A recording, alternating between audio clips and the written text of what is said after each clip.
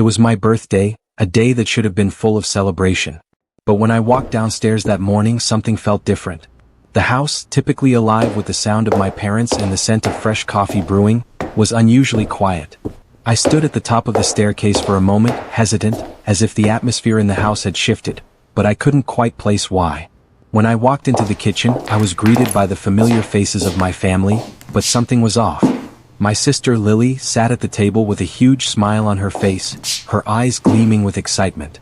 She was beaming, her perfectly styled hair framing her face in the most meticulous way.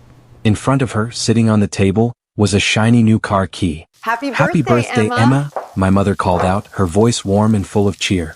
But there was something in the way she said it, a forced enthusiasm, a distance in her eyes that I had never noticed before. I forced a smile and walked over to the table, my heart hammering in my chest. "Thank you," I said, my voice a little too soft. My father, sitting at the head of the table, barely looked up from his paper. "Enjoy your day," he muttered. His tone was flat, his attention clearly elsewhere, as it had been for as long as I could remember. A few years ago, I would have felt a pang of disappointment. But now I was used to his indifference. But then I noticed Lily's face. The way her lips curled in a way that didn't quite match the innocent smile she was wearing. She had always been the golden child, the perfect daughter who could do no wrong in their eyes. The one who got the attention, the praise, the gifts. She turned the key over in her hand, letting it catch the light as she turned to face me. "Dad and Mom got me a new car," she said, her voice a little too sweet. "Isn't it amazing?"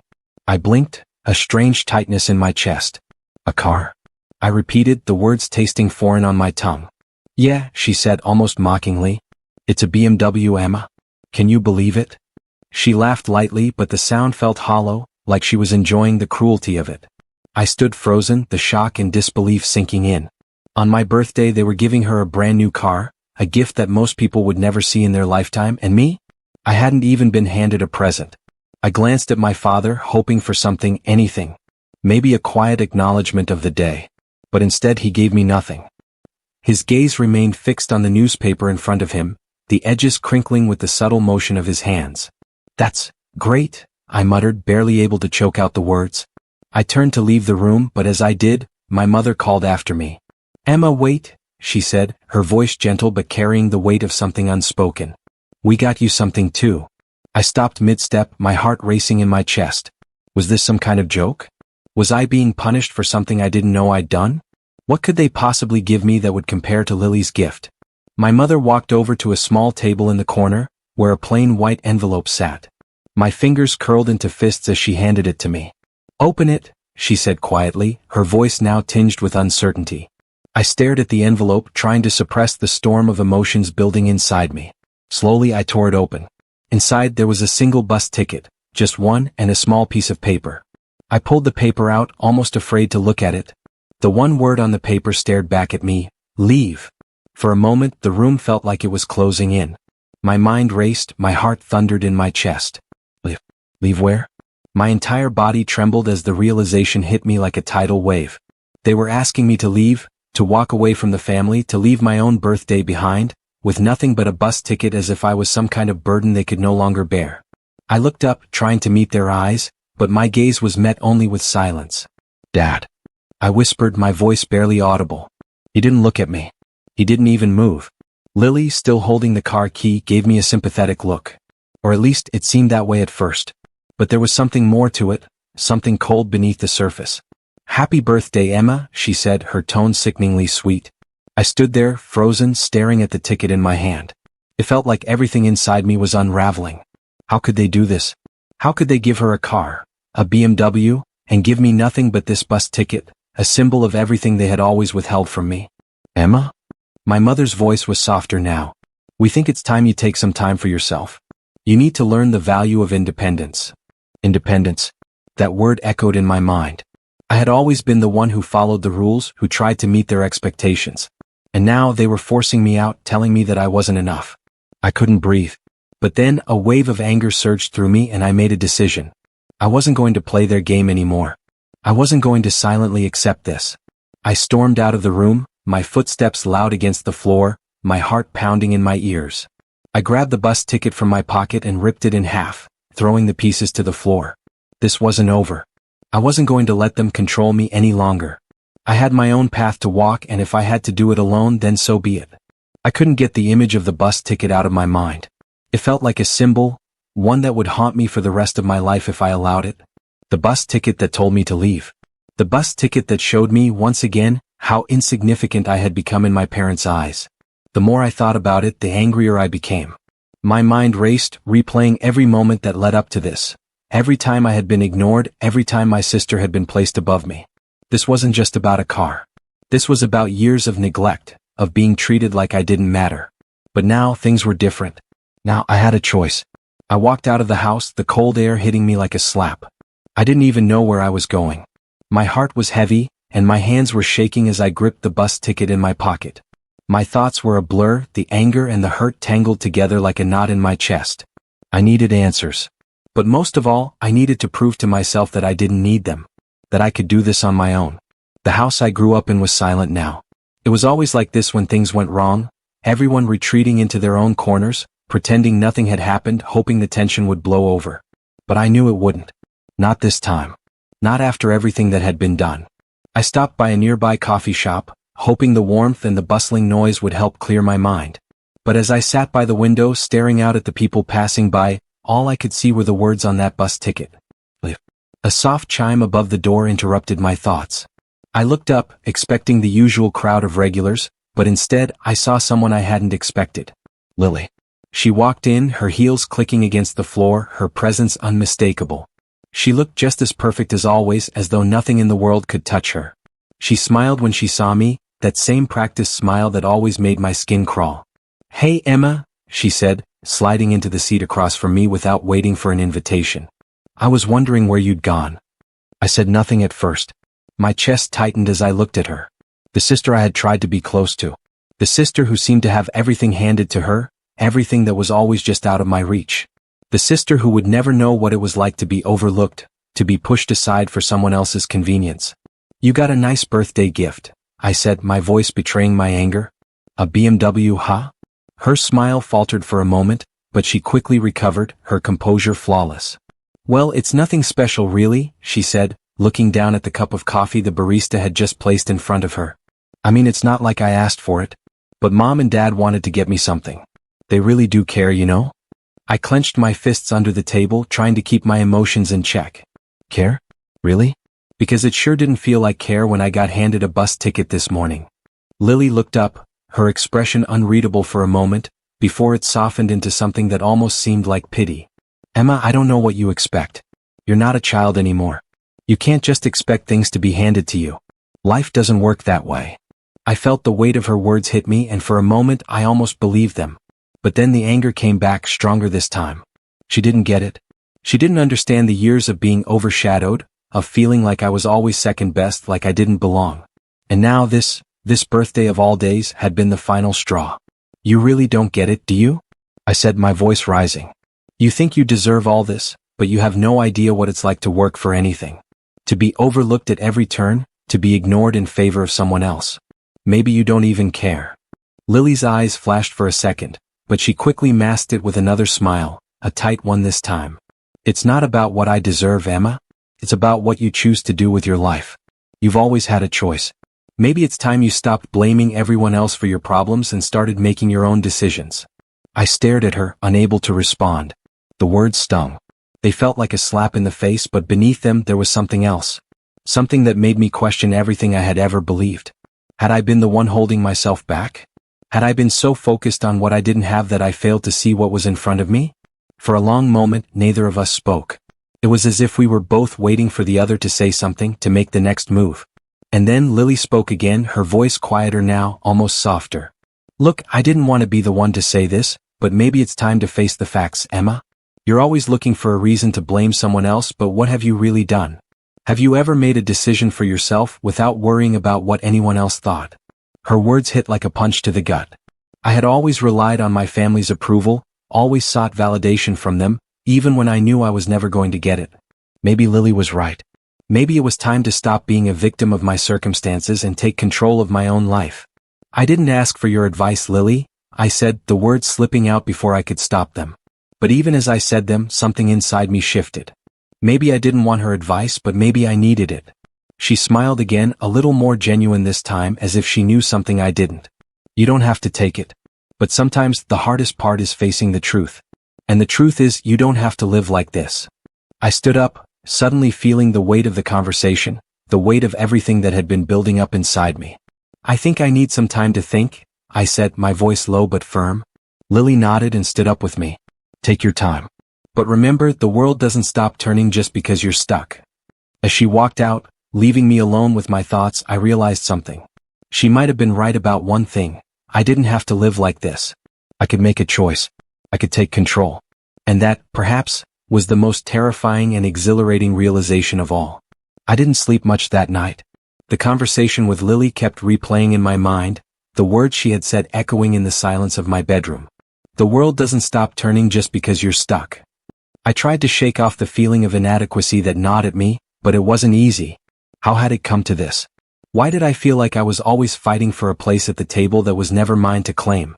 I didn't even want to think about what had happened earlier that day, the way my parents had handed Lily a BMW like it was the most normal thing in the world, while I was handed a bus ticket with a single word on it.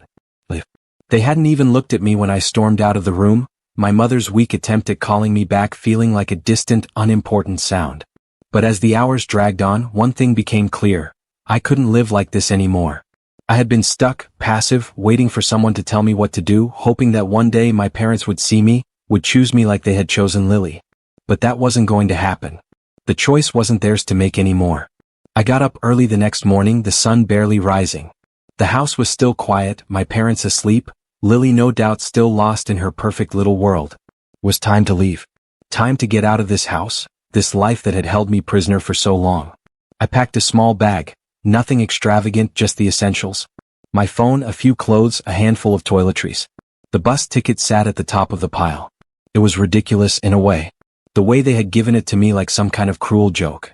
But it was my ticket out. I couldn't go back now. Not after everything. As I stood in the doorway of my room, looking back at the house I had grown up in, a strange sense of finality washed over me. I wasn't just leaving my parents behind, I was leaving my past behind. I had no idea where I was going, but for the first time in my life, that didn't matter. I stepped outside into the cool morning air, the weight of my decision heavy on my chest. But there was something else, something liberating about it. I wasn't following anyone's rules anymore. I wasn't their puppet, their afterthought. I was Emma, and I was going to do this on my own. The bus station wasn't far, just a short walk down the street. I tried to clear my head, but the reality of my situation kept pressing in on me. I was leaving everything behind. My family, my home, my past. But at the same time, I felt the excitement of freedom building inside me. When I arrived at the bus station, there were a few people milling around, some sitting on the benches, others looking at their phones, waiting for their buses. I stood in line, my bag slung over my shoulder, the bus ticket still clenched tightly in my hand. The line moved forward slowly, and as I stepped up to the ticket counter, the clerk greeted me with a smile that felt too bright for the moment. "Where are you headed?" she asked, tapping on her computer. I hesitated for a moment. Where was I going? I didn't have a destination in mind. But that didn't matter. "Just one ticket, please," I said, my voice firm despite the chaos swirling inside me. "One way." She looked at me for a moment, perhaps sensing something in my expression, but didn't ask questions. After a few moments, she handed me my ticket, and I nodded, grateful for the simplicity of the transaction. I didn't need anyone asking questions about why I was leaving or where I was going. I didn't even need to know myself. As I walked out of the station and toward the bus, a strange calm settled over me. I sat on the bus, staring out the window as the city began to fade in the distance. My phone buzzed once, a message from my mother. "Emma, where are you? Come home. We'll talk." I ignored it. I couldn't go back. Not yet. I thought about the message for a moment before I deleted it. There was nothing left to say. They had made their decision. Now it was my turn. The bus hummed steadily down the road, taking me somewhere I couldn't yet name. I didn't know where I was headed, but for the first time in my life that felt like enough. The uncertainty was terrifying, but at the same time, it felt like freedom. I wasn't just leaving behind my family. I was leaving behind a version of myself that had lived in the shadow of their approval, constantly chasing their love, their affection. Now I was free to find my own path, to make my own choices, and to create a life that wasn't defined by them. But there was one thing I couldn't escape, the question of what would come next. Where would I go? What would I do? Could I really make it on my own? The further the bus took me away from home, the more questions flooded my mind. But for once, I wasn't searching for answers from anyone else. The answers had to come from me. The road ahead was long, but I was determined to take it. The bus ride felt like it lasted an eternity. The steady hum of the engine was strangely soothing, a constant reminder that I was moving forward, away from the life I had known for so long.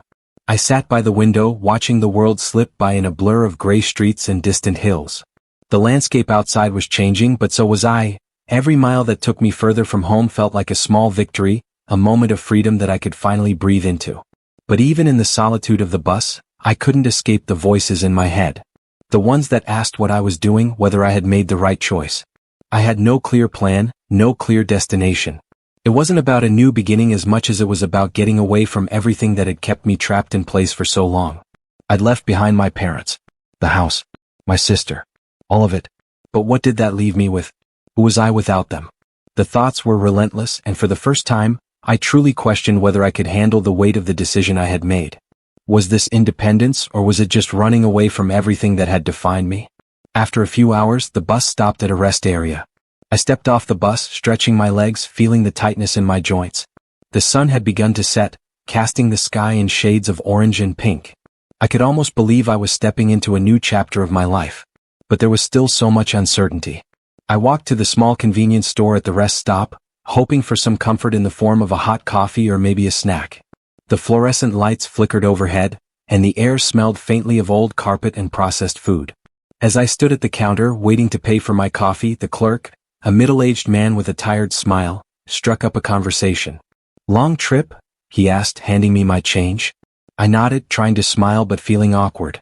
"Yeah, just taking some time off." He raised an eyebrow, clearly curious, but didn't ask any further questions.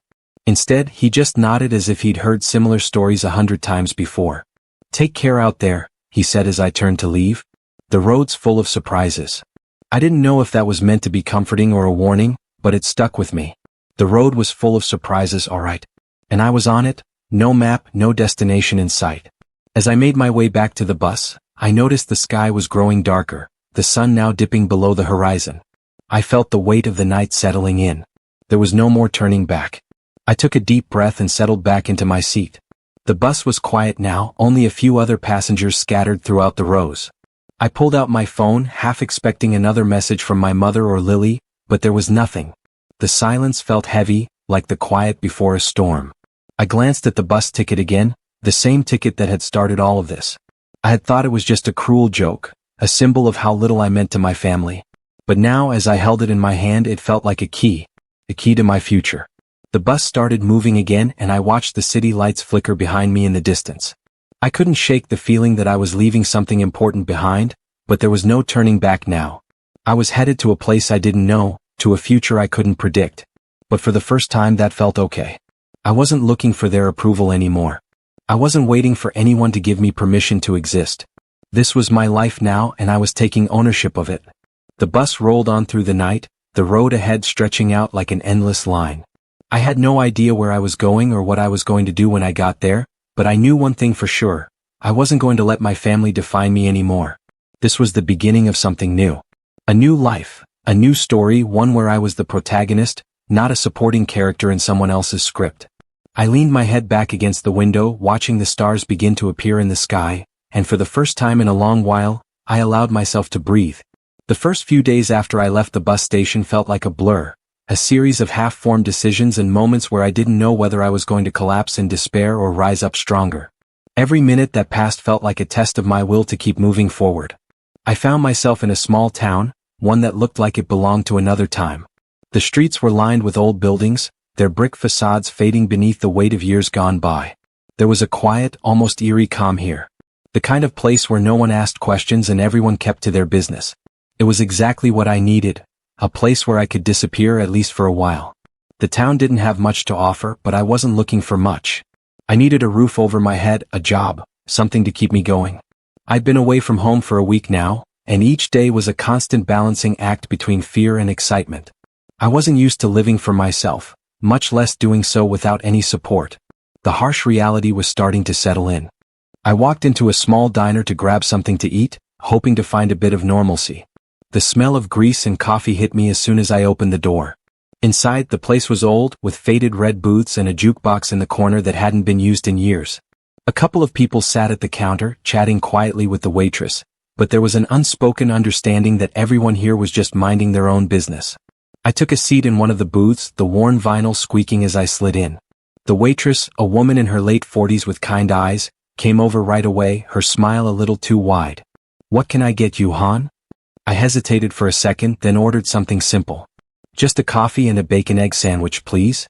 She nodded and headed off toward the kitchen, leaving me to sit in the silence. The buzz of conversation and the soft clink of silverware in the background created a comforting rhythm that helped calm my nerves. I needed to focus on getting myself together. I couldn't keep running from my problems. Not forever. When my food arrived, the waitress slid it across the table with a little more enthusiasm than I had expected. "Anything else, sugar?" I glanced up at her, her expression hopeful, almost as if she wanted to ask something more, but didn't quite know how. I gave her a small smile, shaking my head. "No, thank you. This is perfect." I dug into my food, the warmth of the sandwich and the coffee a small comfort. As I ate, I let my mind wander, trying to figure out what my next move would be. I couldn't stay in this town forever. But I also knew I wasn't ready to face the real world. Not yet. The whole situation felt fragile, like a house of cards waiting to fall. But then as I sat there, lost in my thoughts, the door to the diner swung open and a man walked in. He was older, maybe in his late 50s, with a weathered face and a confident stride. His jeans were worn in all the right places, and his boots had clearly seen their share of miles. He took a seat at the counter and glanced around before locking eyes with me. There was something about the way he looked at me that made me instantly uncomfortable, but also intrigued.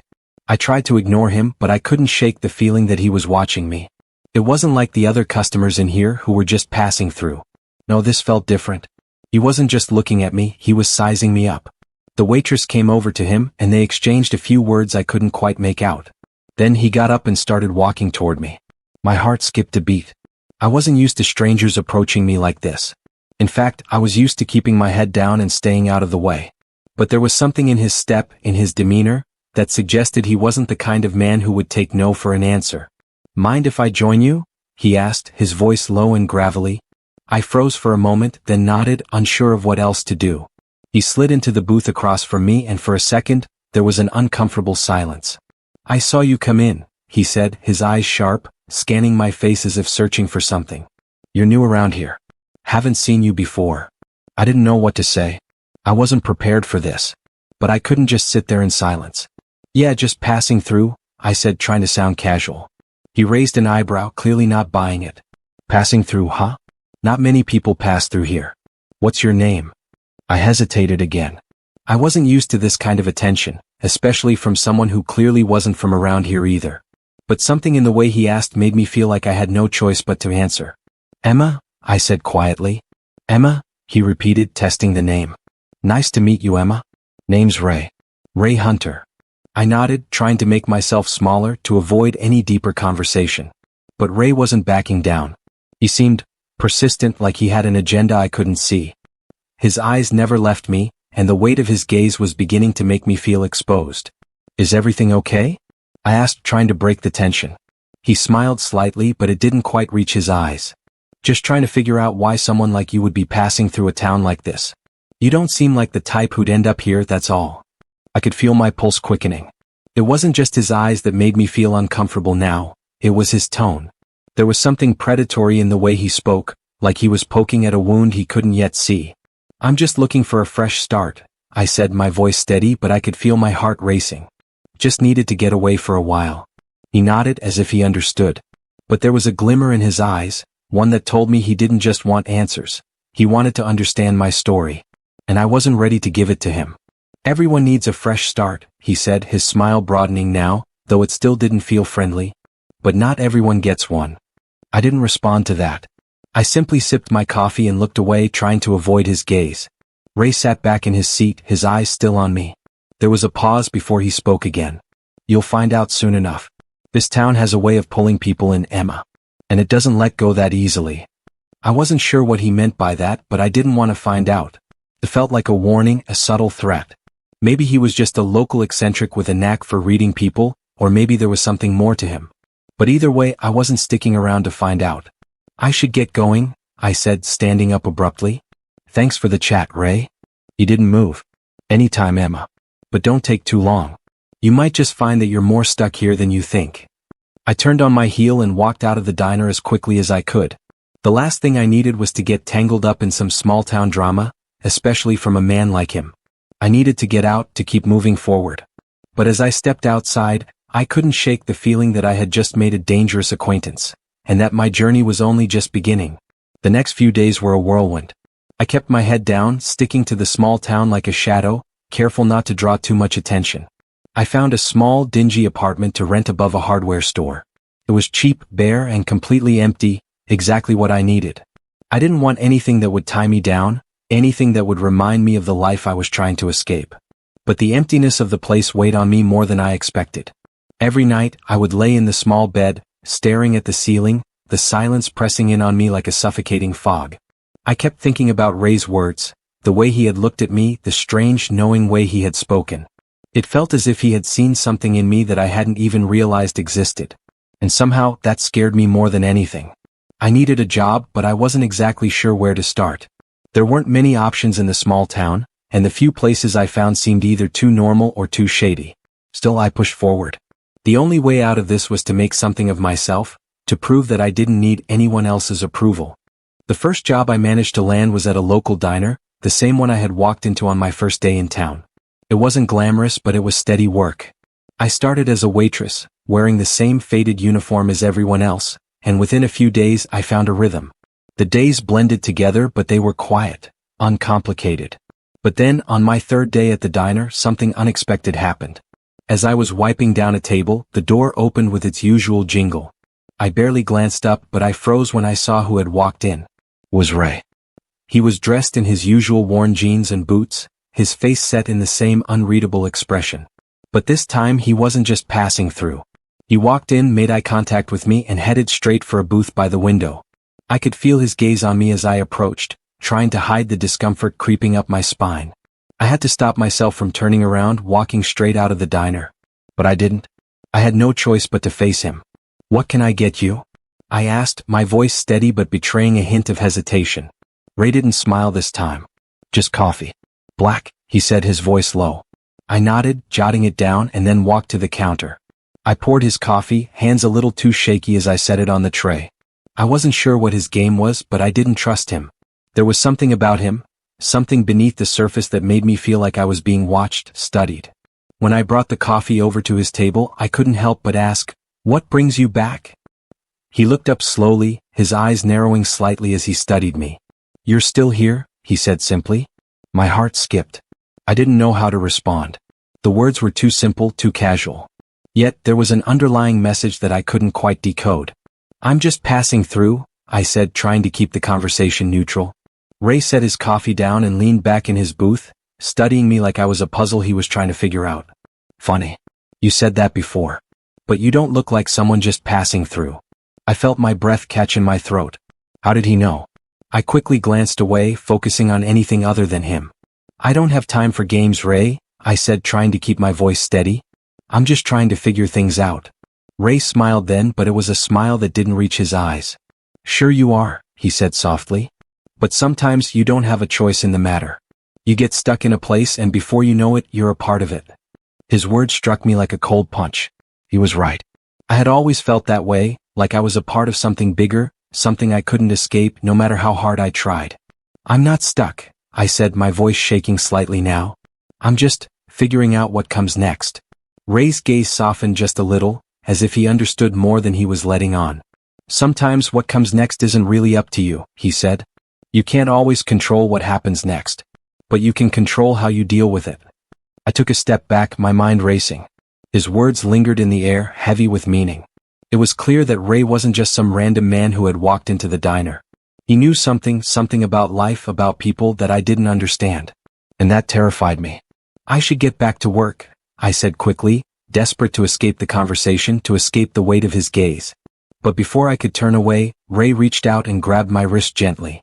The contact startled me, sending a shiver up my arm. "You can't hide forever, Emma," he said, his voice barely above a whisper. "And you're not as invisible as you think." People notice you. They're watching. And the more you try to run from it, the more it'll catch up with you. I yanked my wrist away, my heart pounding in my chest. I'm not hiding, I said firmly, forcing my voice to remain steady. I'm just trying to figure out who I am. Without them. Ray's eyes flickered, but he said nothing more. I turned and walked away quickly, my heart thudding in my chest, my mind spinning with everything he had said. The rest of the week passed in a blur of monotony, the same routine of waking up early, working at the diner, and retreating to my tiny apartment when the day was over. But as the days turned into nights, the weight of Ray's words started to sink in. He was right about one thing: people were watching. And the more I tried to run from my past, the more it seemed to catch up with me. Everywhere I went, I couldn't shake the feeling that something or someone was just behind me, waiting for the right moment to strike. I couldn't help but wonder if Ray had been trying to warn me, or if he had some other agenda altogether. There was something about him that felt off, something I couldn't quite put my finger on.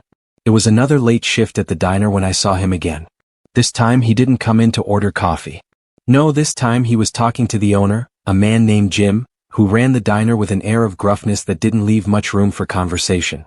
Ray was leaning against the counter, speaking quietly with Jim, but I could tell by the way Jim was nodding that the conversation was about me. I pretended to be busy, wiping down tables and refilling coffee cups, but every few seconds, I couldn't help but glance over at them. Ray's presence was like a magnet, pulling my attention toward him despite my best efforts to ignore it. The bell above the door jingled as a new customer walked in, interrupting my train of thought. I greeted them automatically, my voice polite, but my mind was still half focused on Ray. The conversation continued for a few minutes, and I could feel the tension building in the air. Something was off, but I couldn't tell exactly what it was. It wasn't until later that night, after the diner had closed, that I finally got the chance to speak to Jim alone. I was cleaning up the counter when Jim came over, wiping his hands on a rag. He looked at me for a moment, his eyes unreadable. Then with a sigh he spoke. "You know, Ray's been asking around about you," Jim said, his voice low and cautious. "Not that I think he means any harm. But he's been around here a lot lately, and people don't ask questions for no reason." I froze, a chill running down my spine. Ray was asking about me? What's he been asking? I asked, trying to keep my voice steady, though the fear was creeping up inside me. Jim shrugged. "Nothing too serious. Just wondering what you're doing here. Why you've been sticking around. He's got a way of getting into people's business, you know? But I don't think he means any harm. Just don't get too tangled up with him, all right?" I nodded, though I didn't fully understand what he meant. Ray had been a mystery to me from the beginning, but now, with Jim's warning, things felt even more complicated. What did Ray want? And why was he so interested in me? That night I didn't sleep much. The questions swirled in my head, each one more unsettling than the last. Ray was dangerous, or at least I thought he was. But was I just projecting my own fears onto him? Or was there something more sinister at play?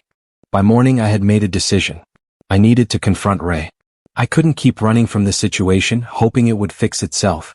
If he was digging into my life, asking questions, it was time I found out why. I waited until the diner had emptied out, then I headed to the counter where Jim was cleaning up. "I'm going to talk to him," I said, my voice firm with resolve. "I need answers. I need to know what he's really after." Jim looked up, his expression serious. "Don't say I didn't warn you," he said quietly. I nodded, ignoring the knot that tightened in my stomach. This was it. I had to face whatever Ray was hiding, whatever game he was playing. I walked out into the cool morning air, the streets eerily quiet, the town still wrapped in a veil of sleep. As I made my way down the road to Ray's usual hangout spot, an old bar just on the edge of town, I couldn't shake the feeling that I was walking into something I didn't fully understand. The bar was quiet too, only a few patrons nursing drinks at the counter.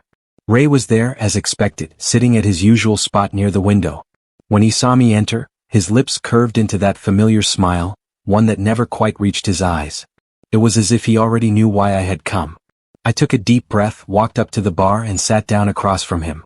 He didn't say anything at first, just watched me carefully, as if waiting for me to make the first move. I wasn't sure where to begin, so I just blurted out the question that had been burning in my mind. "What do you want from me, Ray?" His smile faded slightly, but only for a moment. He leaned back in his chair, his eyes narrowing. "I told you before, Emma. People like you, they always run. But you're not as invisible as you think. I'm just trying to help you see what you're really running from." I frowned, my pulse quickening. "Help? You've been watching me, asking questions about me. What do you want from me?" Ray's expression softened, almost sympathetically. I'm not the enemy here, Emma. I'm trying to get you to open your eyes. This town, your family, it's all a trap. And you're walking right into it. You think running away is going to solve everything, but it won't. Not until you deal with the truth. I felt my anger rising. The truth? What are you talking about? Ray leaned forward, his voice low. The truth about who you really are. About who you've always been. You've been running from it your whole life, but you can't keep running forever. His words felt like a punch to the gut. I had been running, hadn't I? Running from my past, from my family, from the expectations that had always been placed on me.